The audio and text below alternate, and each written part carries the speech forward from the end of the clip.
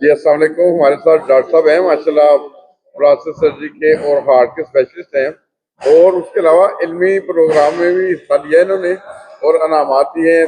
ये दोनों आप भाई हैं माशाल्लाह।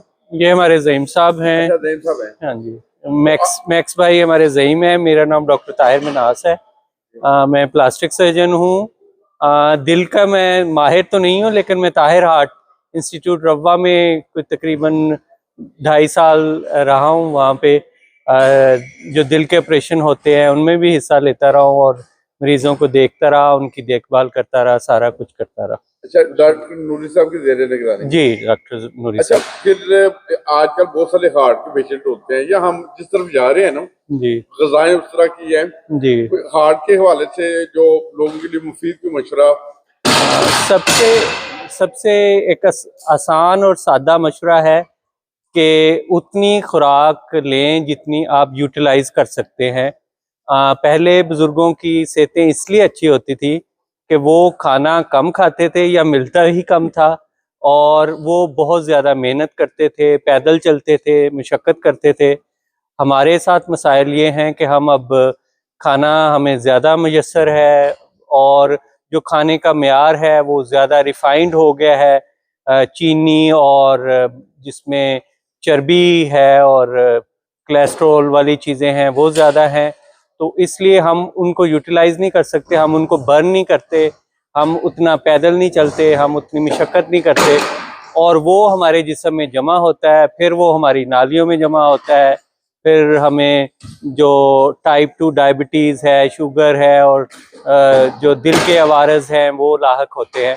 तो इसलिए हमें कोशिश करनी चाहिए कि अपनी ग़िज़ा में सब्ज़ियाँ, फल और कम से कम मीठी चीज़ें, रोटी और जैसे कि है चावल है वो कम करें। और जो साइलेंट किलर होता है, साइलेंट चीनी है, ये रोटी है और चावल है, इनका पता ही नहीं चलता। हम समझते कि आम चीनी बहुत ज़्यादा नुकसानदेह है, ये भी उसी तरह नुकसानदेह हैं।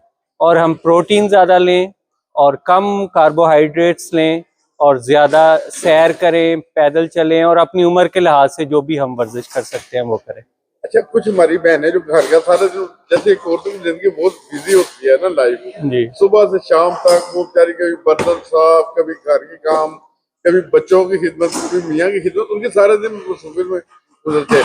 वो कहते हैं हमें एक्सरसाइज क्या जरूरत, क्या उन्हें भी करनी चाहिए? जी, उनको अलहदा ख़ास तौर पे जो पैदल चलना है ना, उसमें सैर करना है, पैदल सैर करना, उसमें जो ज़ायद चीनी और कोलेस्ट्रॉल और चर्बी है और फासद मादे हैं, वो सबसे पहले बर्न आउट होते हैं।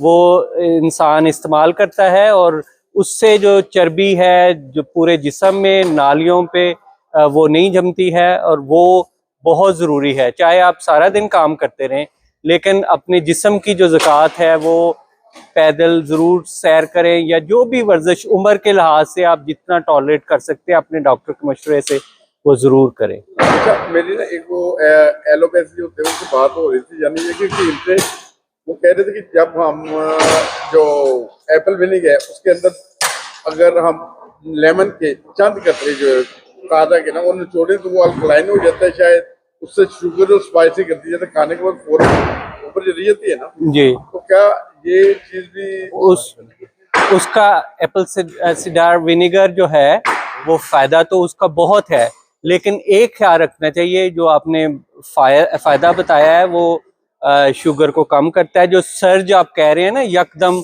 पोस्ट प्रेंडियल, जो आप खाना खाया है और फौरन सर्ज आती है शुगर की, इंसुलिन बढ़ती है, और जो शुगर बढ़ रही होती है उसके साथ ही इंसुलिन भी बहुत तेज़ी से बढ़ती है, और आस्ता आस्ता फिर इंसुलिन अपना काम छोड़ना शुरू हो जाती है जब ये आप मुसलसल चीनी और ज़्यादा चीज़ें लेते हैं।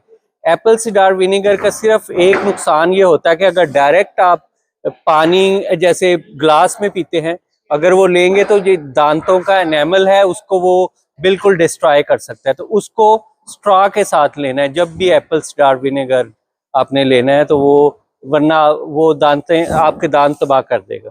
बहुत शुक्रिया डॉक्टर साहब, आपने बहुत आम वाली बात बताई। हमने अनामात के बारे में पूछा था, जी ये तो आपने कमाल कर दिया माशाल्लाह। मेडिकल में भी एक वो अच्छी फील्ड इख्तियार है आपकी जो मेडिकल के लिहाज से, और ये अनामात भी लिए।